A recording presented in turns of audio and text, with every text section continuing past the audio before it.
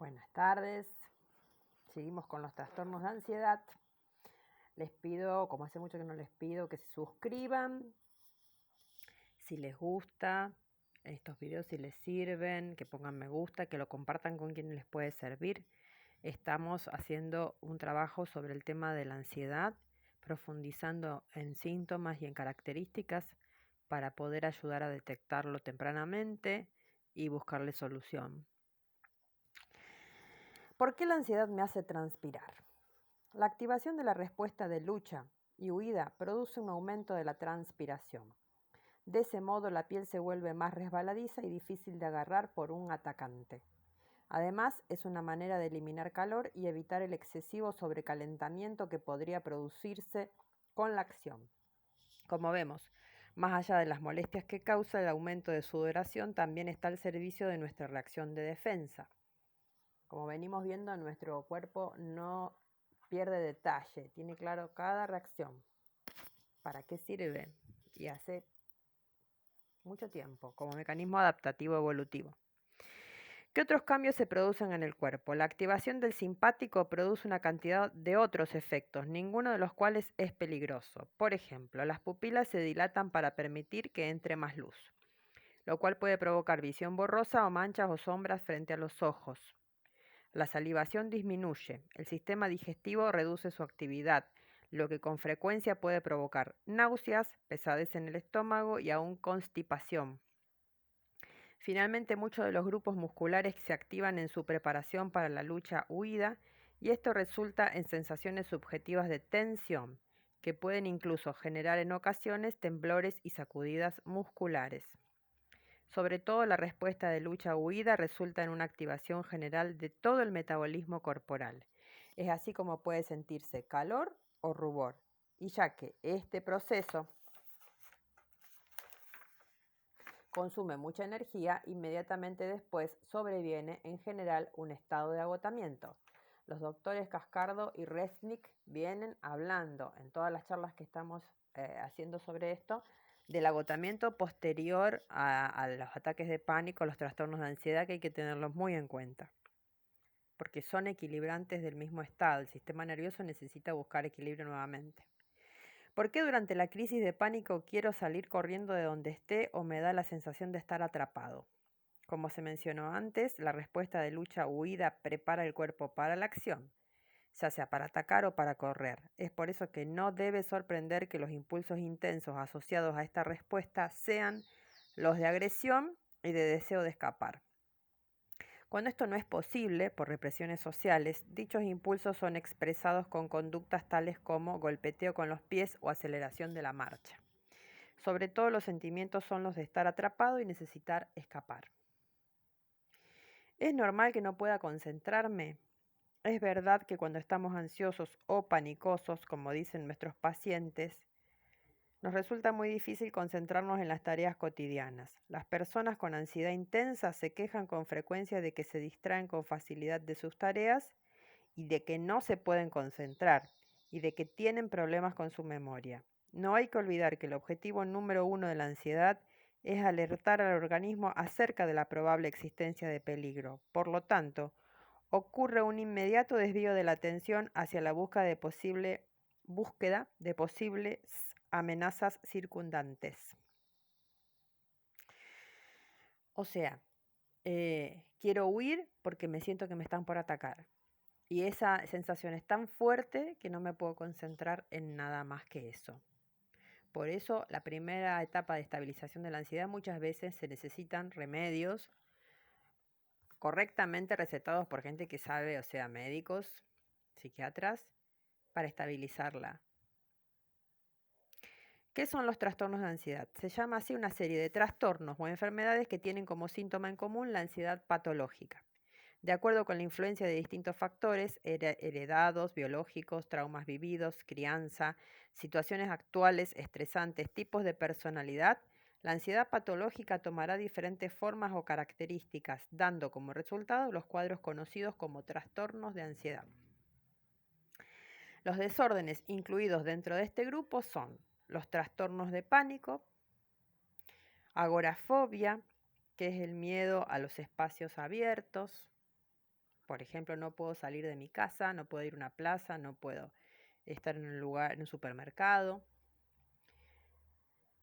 Fobia social, que es específicamente no puedo estar con gente o con grupos muy grandes. Fobias específicas como por ejemplo miedo a la araña, miedo a la rata, miedo a subir un avión, miedo a volar, que están asociados por supuesto, etc. Trastorno de ansiedad generalizada, o sea, es solo o mucha ansiedad focalizada allí en la ansiedad, desarrollo de la ansiedad específicamente. Trastorno obsesivo compulsivo ya tiene otras características, está más asociado a rituales y a muchas conductas relacionadas con el orden y la limpieza y el control. Y trastorno de estrés postraumático, el trauma siempre es una situación que invade nuestra vida sorpresivamente, produciendo daño y teniendo amplias consecuencias.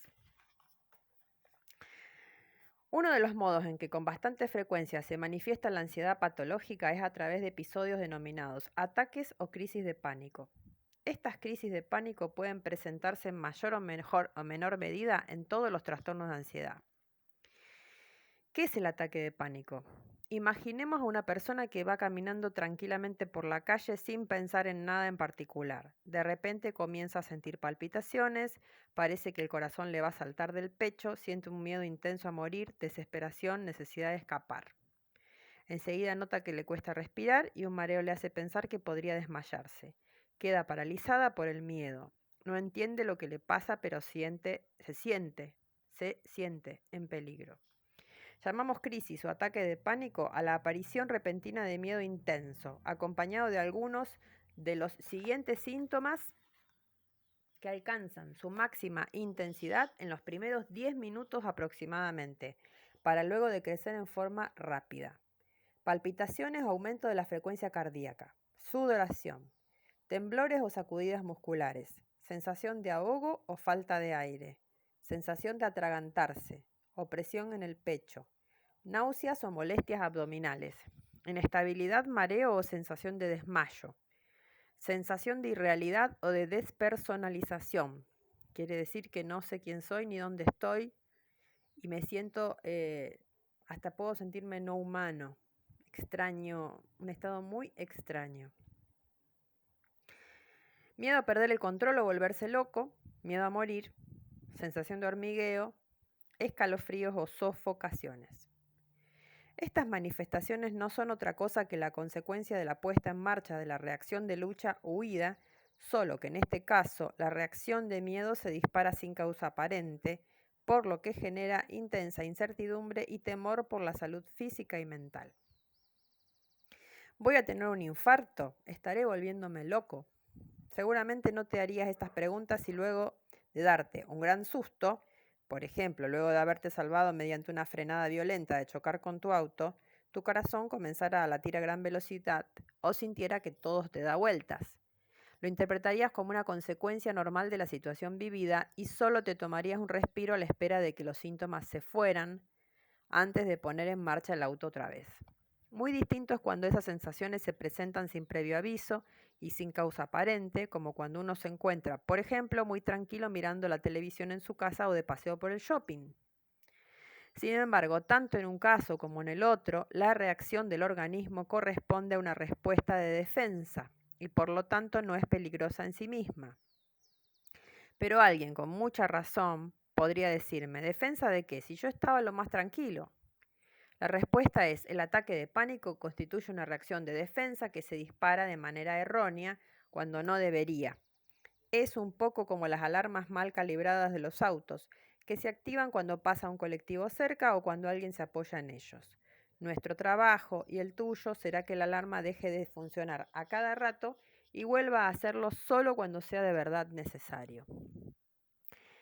Es a destiempo porque puede ser que la situación que la generó fue antes ese día, el día anterior, o porque algo muy pequeño que está pasando trae un recuerdo. Por ejemplo, estoy en el supermercado, escucho una canción y me lleva a un hecho traumático de mi vida pasada y tengo el trastorno de pánico en ese momento y no entiendo nada porque estaba re bien, pero mi inconsciente hizo una asociación ilícita, como decimos a veces los psicólogos, y me llevó en un tren del tiempo hacia una situación que en ese momento me produce una enorme angustia, un enorme desborde y una enorme desesperación.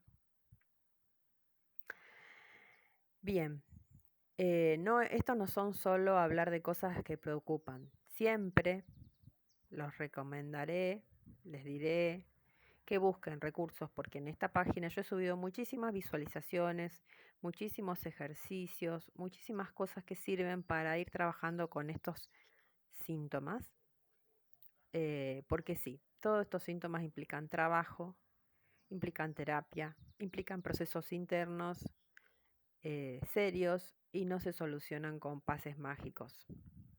Hay que trabajarlos con paciencia, con amor con uno mismo y con una buena alianza terapéutica que me sostenga en esta transformación profunda. Un abrazo, nos vemos la próxima.